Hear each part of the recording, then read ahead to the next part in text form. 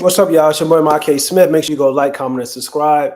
Once again, it's your boy, Ma K. Smith. Make sure you go like, comment, and subscribe to your boy. Stream to your boys' YouTube. And a Aaliyah Boston 3 for the tie. Like, there's a lot of great games on. Still great games going. The Mystics are playing the Dream right now. The Seattle Storm was also playing as well. But I had all four games on. But of course, I was locked and glued in to the Las Vegas Aces and the Indiana Fever. Their second game and second matchup in the past three games. And I just don't understand sometimes when we talk about the Indiana Fever. And I just don't understand sometimes their makeup. And I think it's because they're a young team. They really give me Golden State Warriors vibes, and they're going to be a team that's going to win a championship, I believe. But with some of the lackluster defense, the lackluster coaching, and also when we love watching the game, it just seems like the refs in the first half were absolutely just terrible. I mean, I know the NBA has some terrible refs, but the WNBA have some very, very bad referees when we're just talking about reffing the game. But Leah Boston 3 for the tie. Chat. Leah Boston 3 for the tie. That's what we coming up with. When you got two of the best three-point shooters on the same team, the only two women in the WNBA who have made over 100 made three-point shots, and to try to tie the possession up, it ends up with Aaliyah Boston. And I know Aaliyah Boston has hit some big shots and some big threes, have made some key baskets, but out on the perimeter, you got Kelsey Mitchell, and it was a pick and roll situation, and they left Aaliyah Boston open for a reason, because if you want to give up a three, you want her to take the three. So they kind of double team Kelsey Mitchell when she got off the pick and roll, and kind of both the defenders, Aaliyah Boston's and Kelsey Mitchell, stayed with her, and then she was able to kick it out to Aaliyah Boston, who missed the three. But you had what was the point of taking a timeout? And that's why I always say sometimes when we look at possessions like that, sometimes you're better off just letting your team go. And this just gets when we talk about the coach again with the Indiana Fever. How the hell do you draw up a play and that's what you come across with? That's what you get out of the basket. You get a Leah Boston corner three for the tie. And once again, you got Kelsey Mitchell, you got CaitlinClark, both 100 made three-pointers and more this season, the only duo in the WNBA that have made 100 three-point makes or more. And then you got the leading leader in three-point field goal percentage, shooting 49% for the field in Lexi Hole. And neither one of them get looks. Neither one of them get an opportunity. And the Indiana Fever, the first half, we can talk about the referees. We can talk about how Aaliyah Boston and CaitlinClark only played a combined of 14 minutes. We know Aaliyah Boston got hit in the face, and CaitlinClark got in early foul trouble, 3 fouls. Her scoring 0 points, regardless of that, is unacceptable. And this is what I talk about when CaitlinClark. We need CaitlinClark being aggressive. We need her being a scorer first, like she was in the third quarter. Because what she was in the third quarter, she was generational. She was looking for a shot. She was taking them and making those big shots. She was getting to the rim, and she was just wired to score in the third quarter. She wasn't really looking to pass. She wasn't really looking to facilitate. She was looking to go get a bucket. And when CaitlinClark plays with that mentality, I feel like the Indiana Fever are a much, much better team. And we know she's a great passer. She's the best generator this league has ever seen. CaitlinClark just broke another record, all-time single-season assist leader as a rookie. She is a bucket. She is a problem. She's the best playmaker the WNBA has ever seen. When we talk about playmaking the ball, when we talk about scoring, we talk about being a generator, combining the two, she is one of one. But I still like her when she has that scorer mentality like she had in the third quarter of this game against the Las Vegas Aces, where she was going out and trying to kill, going out and trying to get a bucket, going out and trying to put the ball in the hoop. Because as great as her playmaking is, she's at her best when she's trying to go out and dominate with her scoring first. Because when her scoring opens up, everything opens up for her playmaking ability, because everybody would be so worried about her being a 4-level scorer, being a three-point shooter, getting to the rim, putting rim pressure on the rim. Then when she doesn't have the ball, that gravity, like Stephen Curry, you even see more, because then people will be so locked in and glued in on her because of her scoring. And even when she has the ball and she's dominating, and all eyes will be sucked in and glued to her, and she'll be able to find the wide open man. So CaitlinClark in that third quarter, once again, was special basketball being played. But this game, unfortunately, with the Indiana Fever, this was probably a really deflating loss for the Indiana Fever. Deflating for two reasons. Because first reason is that this is the only team the Indiana Fever did not beat in the regular season, was the Aces. And number two, they've been playing so well.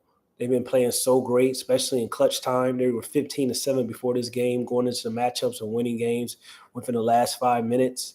But under 15-8, they were 15-7 under 15-8.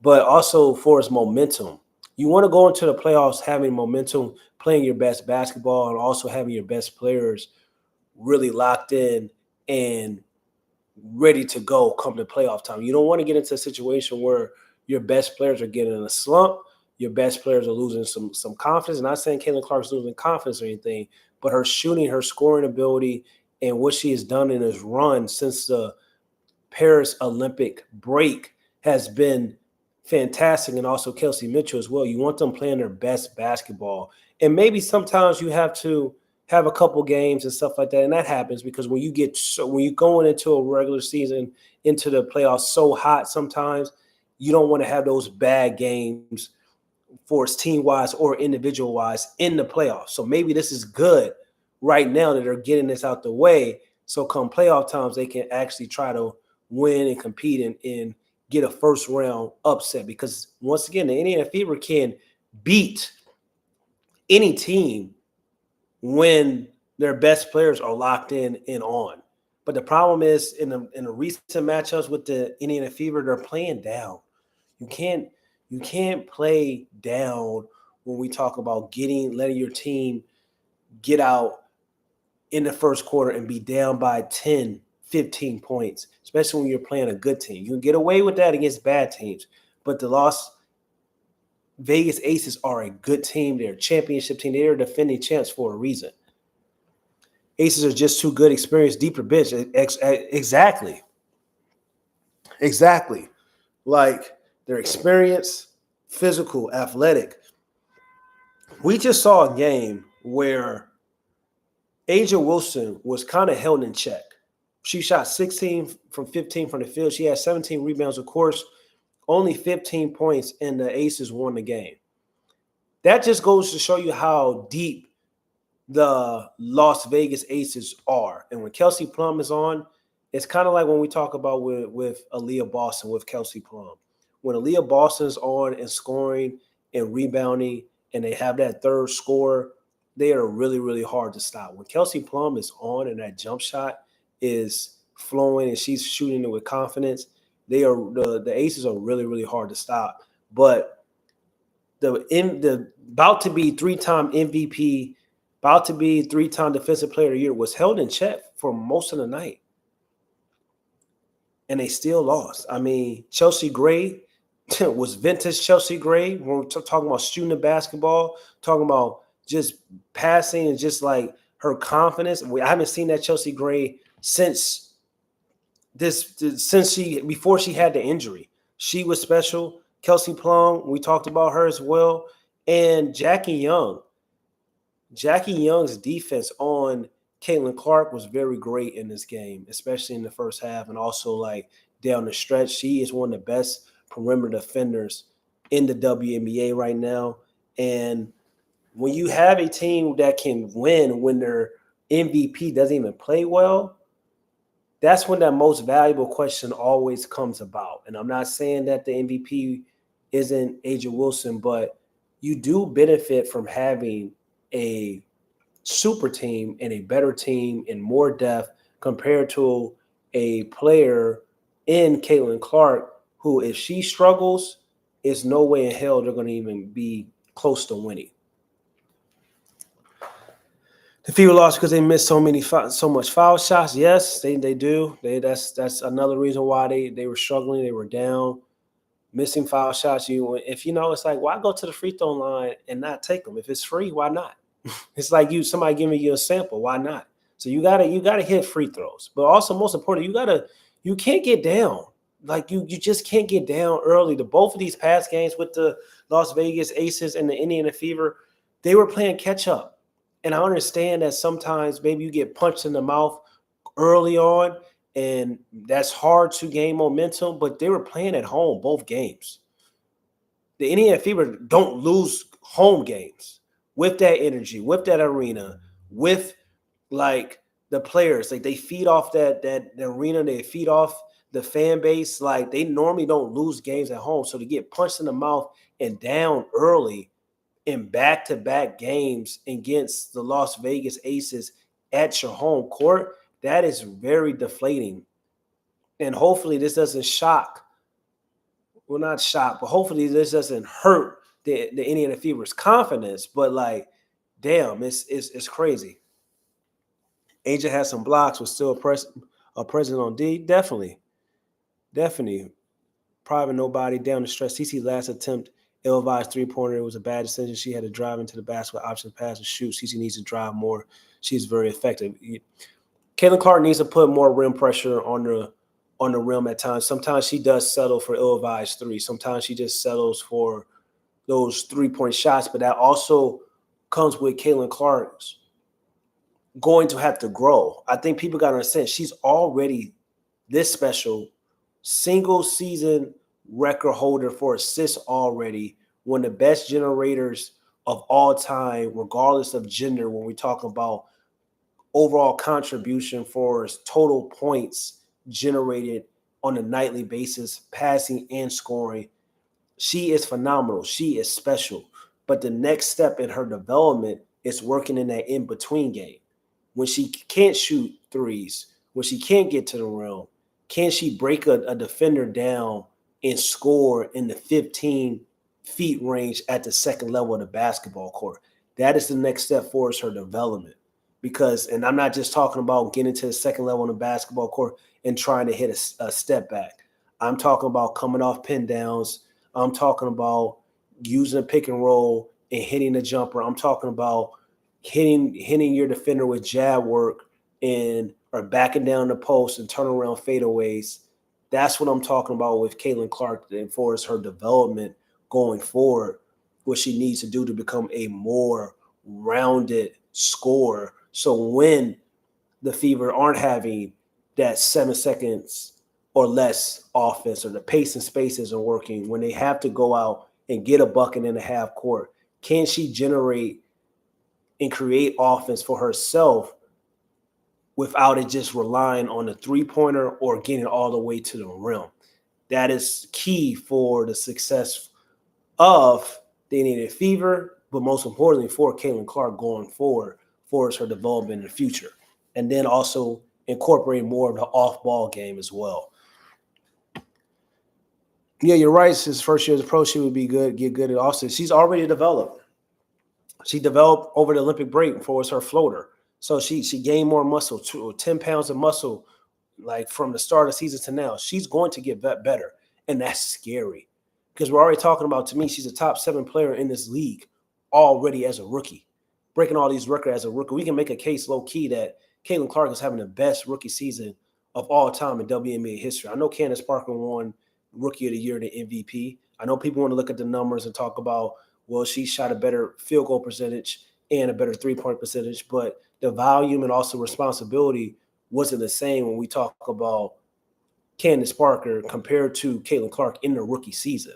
So we can have a real serious conversation about CaitlinClark being the best rookie of all time in WNBA history based on this year if you're really watching the game and you're really dissecting the team responsibility and team roles when you compare the two. I'm still rolling with Candace Parker, of course, because that MVP matters. And, winning Rookie of the Year in the MVP is a special, special feat that a lot of people in the history of the game of basketball, regardless of gender, have never done. But at the same time, you can make a case for CaitlinClark as well. You bring a good point. Cece is a rookie. We forget that. I was glad they didn't choose her for Olympics. She needed a rest and needed to do strength training and see family and friends. Of course. That's what I'm saying. She's so great. It's just kind of like that's what people tend to forget.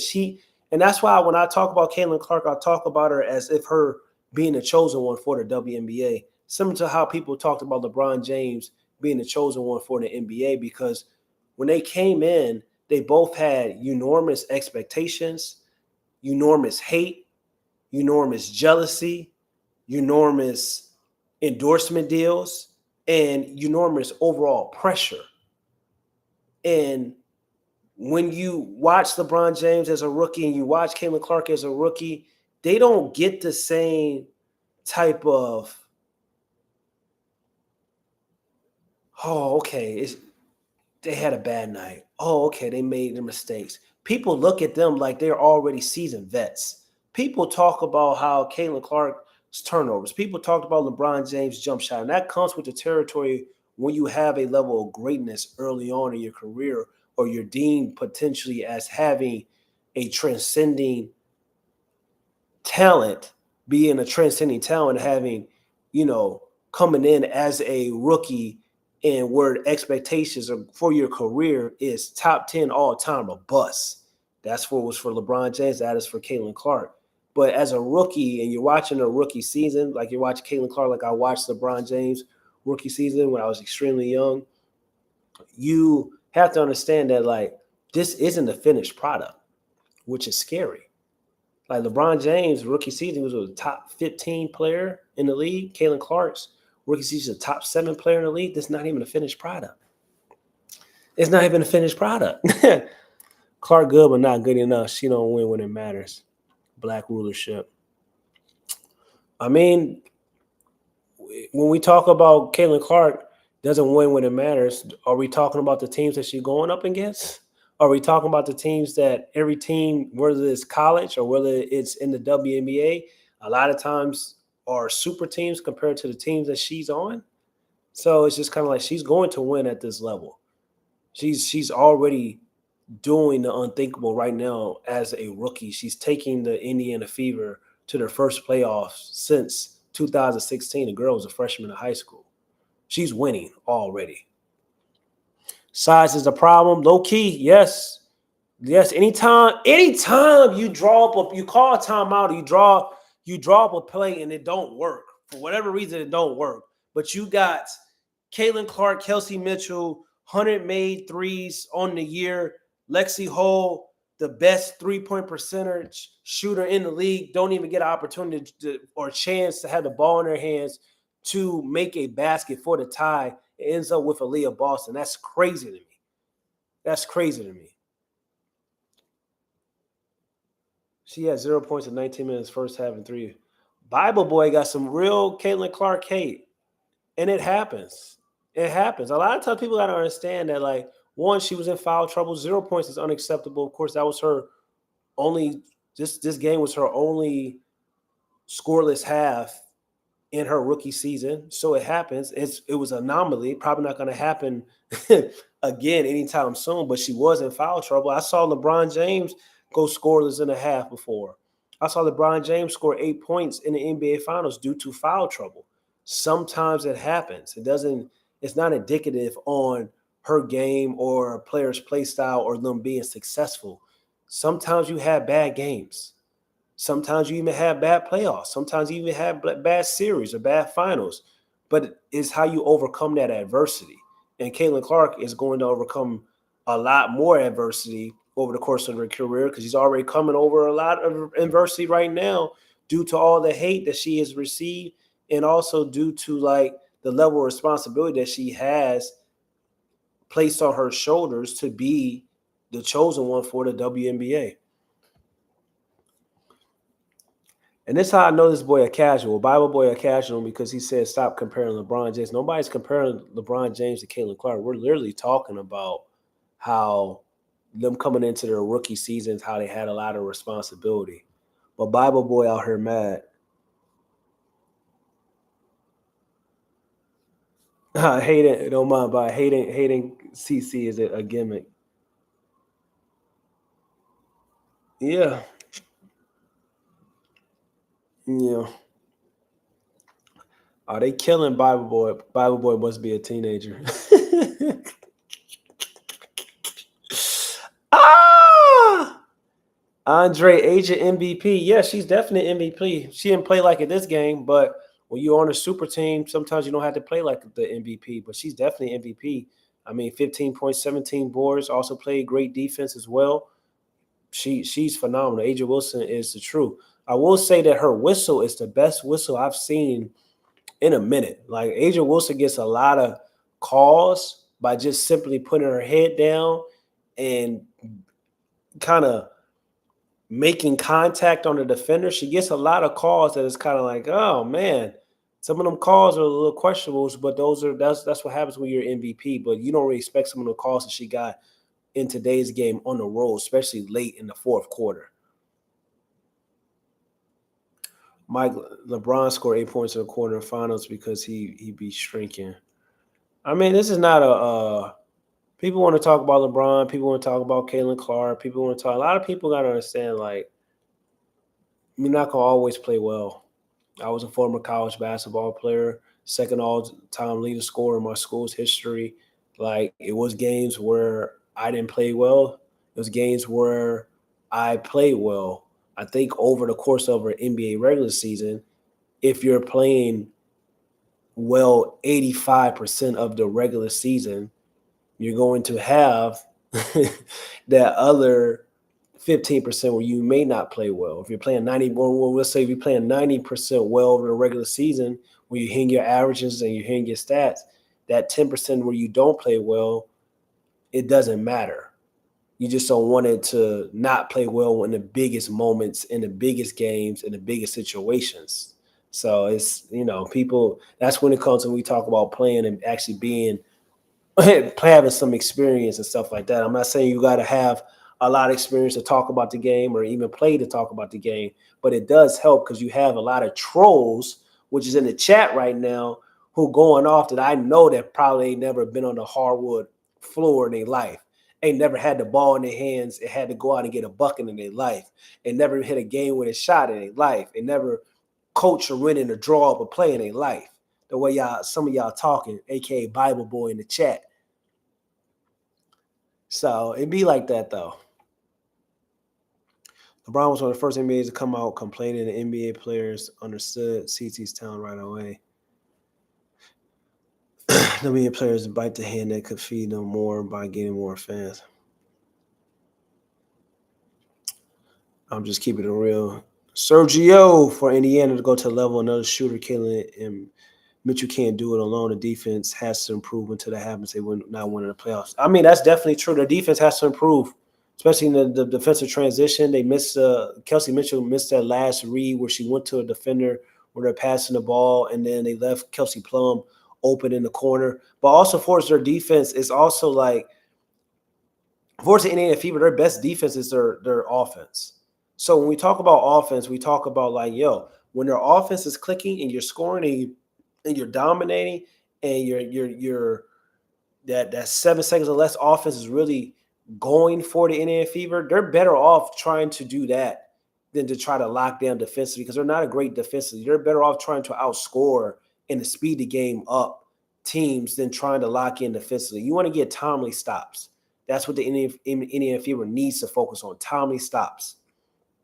But they're never going to be a great defensive team because they don't have the right players for them to be a great defensive team. If they could have got Gabby Williams, that would have been a great fit for them. She could have played that 3-and-D role. But there's a couple players on this roster gotta come off come next season. I don't know. Excuse me. I don't know who that is. But there's some players that's going to have to go. for them to get better. Need some 3 and D players for sure. But Sergio's right. Caitlin Mitchell can't do it all.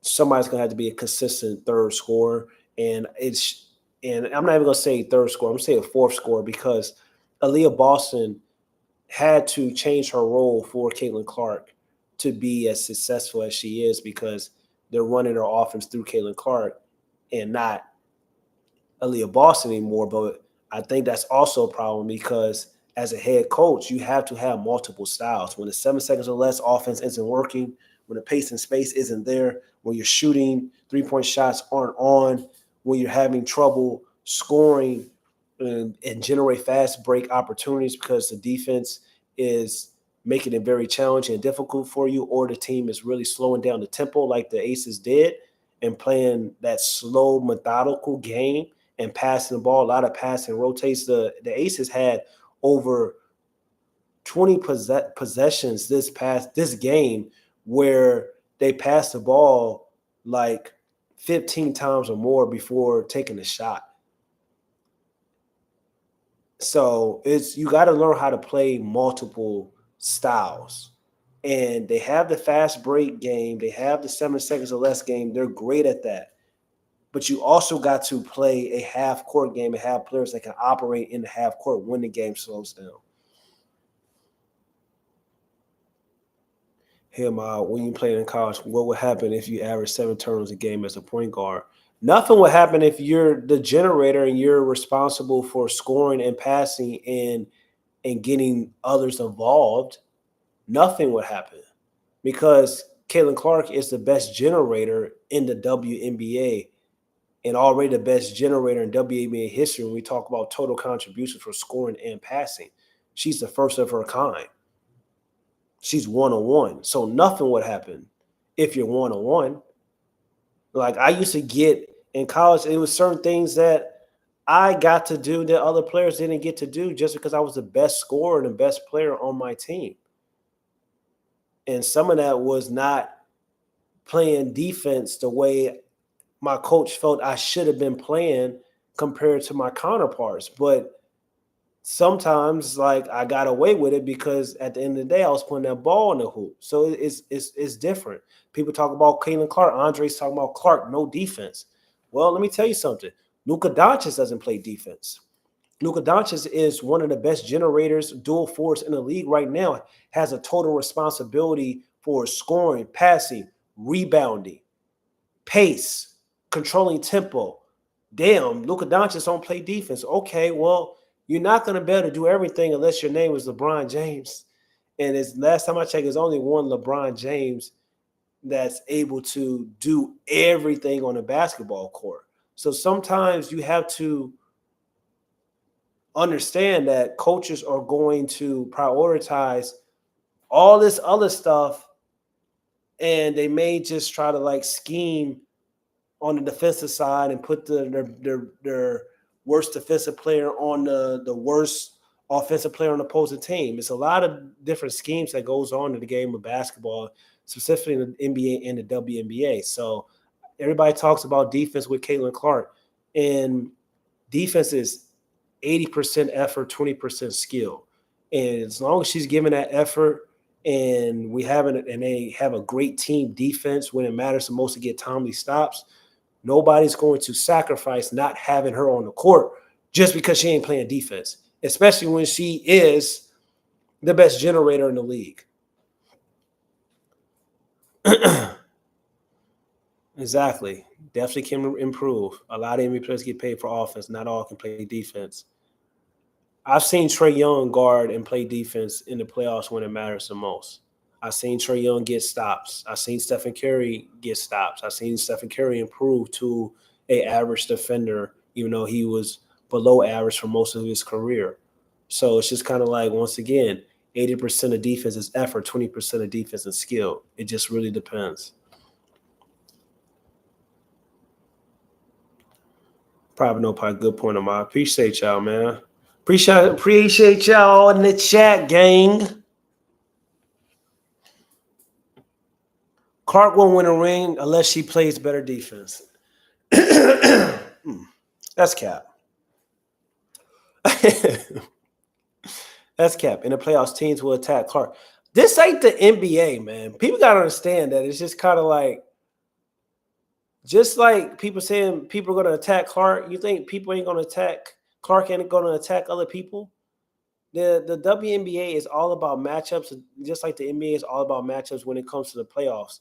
But as well as not even being in the playoffs, it's all about having a team unit, team chemistry, and having players to all play different roles. The Indiana Fever aren't done building out their team.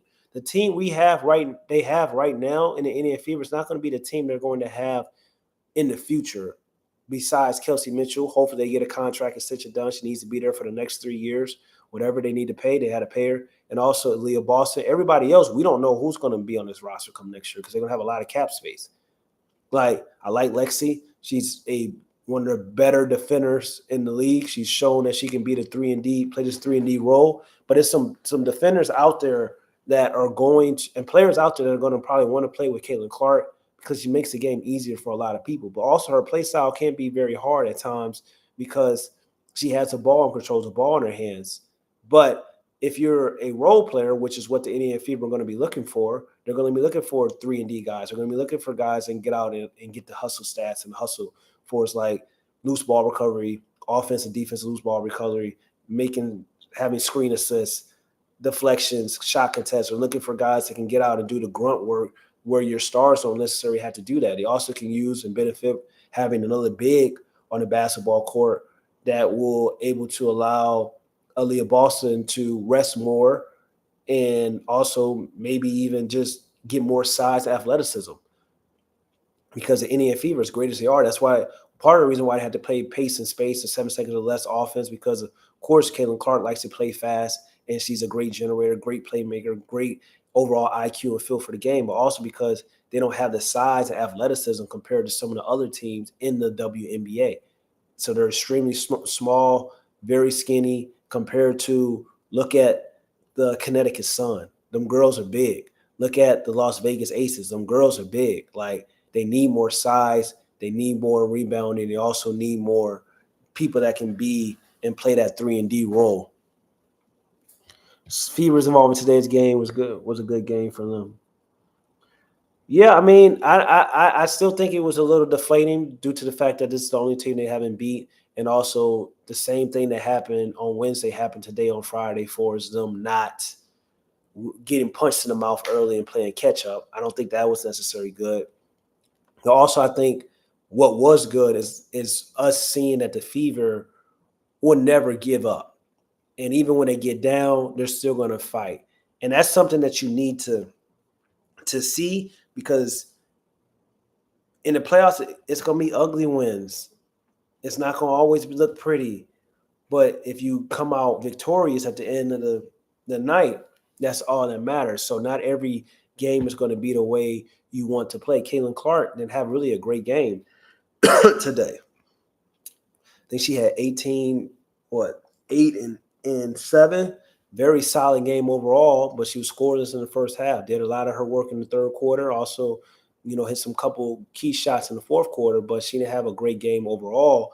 But she still fought. Boston missed 3 shots tonight. And yes, Bible Boy, they got to go to Boston more. They have to, and that's also that's the coach's fault, and also being the point guard in CaitlinClark, that is also CaitlinClark's fault, because CaitlinClark has to understand how, just like I talked about, I love seeing CaitlinClark be a scorer first in the third quarter. We also love seeing CaitlinClark be a dynamic playmaker as well. Sometimes she does hold the ball too long, but in the first half and even in the fourth quarter, when they stopped them on the fast break transition or stop the offense when CaitlinClark was going around, dribbling, going around in circles, you have to start running some type of half-court offense, whether that's through CaitlinClark, through Kelsey Mitchell, or through Aaliyah Boston. It should be through Boston, because Boston is one of the best passing bigs in the league. And in the half court, you have a big man that's very skilled and has great footwork, and also that's very physical as well. And she can score in the post. especially when she gets deep under the basket. And if the defender comes over and helps, she knows how to pass the ball and kick it out. They have to develop a more half-court game sooner rather than later because they're going to need Boston to really thrive come the playoffs when the game slows down.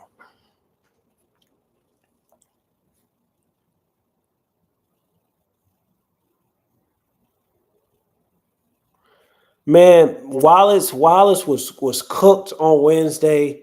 Kate was cooked on Wednesday. Like, I don't think it's a development.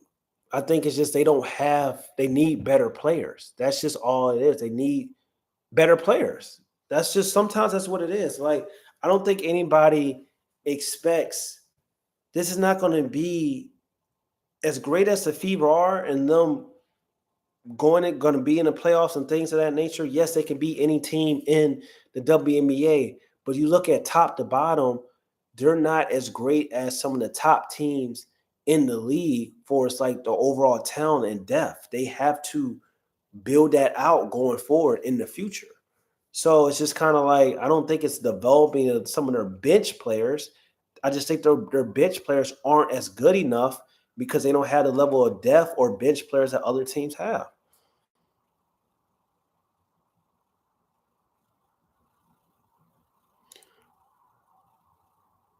Fever could have won this game. I'm not a Fever fan, but they could have won this game. Yeah, they definitely could have won this game. They came back, but also, ill-advised shots in the wrong time, forced turnovers by them. It was a possession where Kelsey Mitchell, I think it was like 60 to 65 or 63, and Kelsey Mitchell threw the ball to Lexi Home, and she wasn't in bounds yet. So yeah, there's some truth to what you're saying.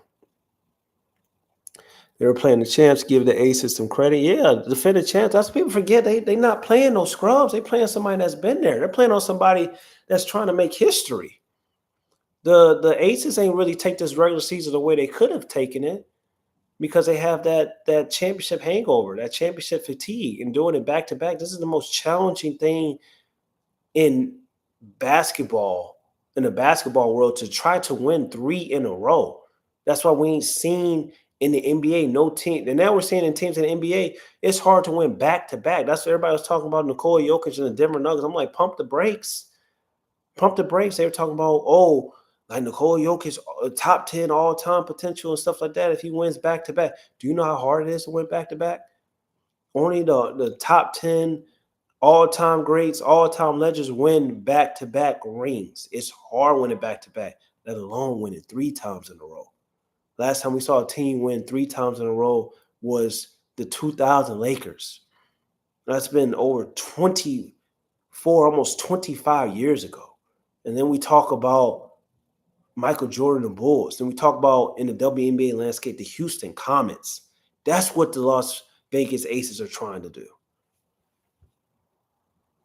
It was a better game than Wednesday, Gabriel, for sure. Definitely. Next year will be interesting when lots of quality rookies coming in. Curious to see how the involving of the Fever, CC, and Aaliyah hopefully gets say to. I don't think they get say to Shelby. Maybe. I don't know. She was say to was on Paul George's podcast, and she gave a very articulate take on the CaitlinClark situation. And she basically said how CaitlinClark is coming in. She's not the only player in the WNBA. That's what she says. She's not the only player in the WNBA, but she is the face of the league.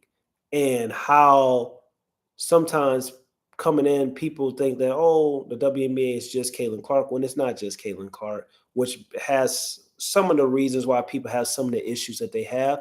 But Satu, it's like she was the face of the league. When we played her in some of like practice arenas, it was sold out. When we played her at home, the arena was sold out with our fans showing and coming in showing support.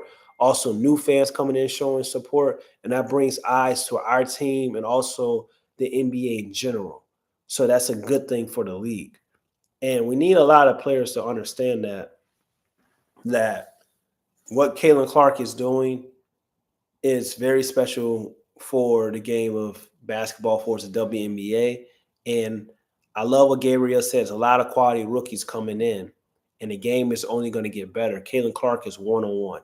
she's going to get paid, and she's going to get the next crop of players paid like they never been paid before because she's such a big, huge draw, and it's phenomenal. But it's going to be some players of her generation where there's going to be called the CaitlinClark era, just like we got the LeBron era, the Kobe era, the Michael Jordan era. It's going to be called the CaitlinClark era on like 2K. When we talk about CaitlinClark in this era in the next 5 years, it's going to be special because we're going to have Paige. Paige is coming. We're going to have Juju. Juju is coming. And I ain't even, this is just a stream, but beware, Juju is coming to take a lot of people's chains. And Flage is coming.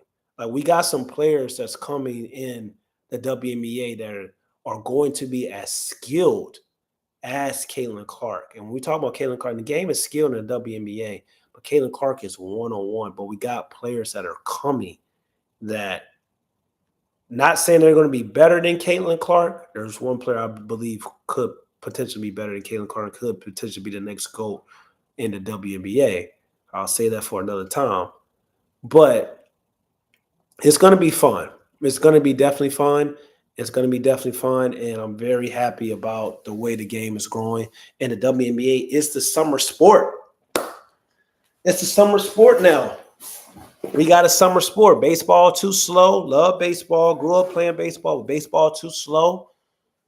Like, football season just came on in September. Basketball and the NBA is dead. And not saying I wasn't watching the WNBA for the CaitlinClark, because I've been watching WNBA for a long, long time. But I'm saying for the people that are new to the WNBA, coming into the WNBA, watching the WNBA, now it's like a lot of casual fans and stuff like that. This is exciting times.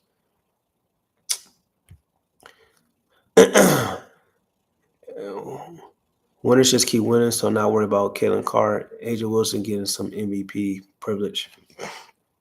I don't know about privilege. She's definitely the best player in the world. She's like leaps and bounds better than everybody in the WNBA, bro. Aja is like so much better than CaitlinClark. It's kind of scary. Like, she's so much better than like Breanna Stewart right now. Like, she's took a leap that I really didn't expect. Yes, CaitlinClark is one technical away from getting a suspension. It's really crazy. Like, you gotta let these girls play basketball. You gotta let these girls compete. All that, like, getting mad because she slapped the backboard pad. It's like, what we doing? Let these girls hoop. Let these girls compete. Nobody cares about that. Like, stop trying to steal the show. But these refs in the WNBA, they worse than the NBA. They'll tee you up in a minute, and then they be missing a lot of calls as well. Like, they be missing a lot of calls. It's crazy. It's crazy, chat. But this season's almost over with, and it's going to be interesting come to playoff time. I wonder, the Wings lost the game. I was hoping Dallas was going to make the playoffs because I want to see Enrique in. But, they had a lot of people were hurt. Satu didn't play until she just came back. So it's a lot of things that's going on. But I'm about to check out, y'all. Make sure y'all go and like, comment, and subscribe. I really appreciate all the support. It's your boy, Marquez Smith. Follow me on. For those who are new here, I've been working in the media. Served as Slam's first ever talent for one of the basketball shows in the past. Not doing that anymore. Kind of independent right now. Follow me on AKISS NBA on Twitter, on Instagram. That's where I talk a lot of NBA content.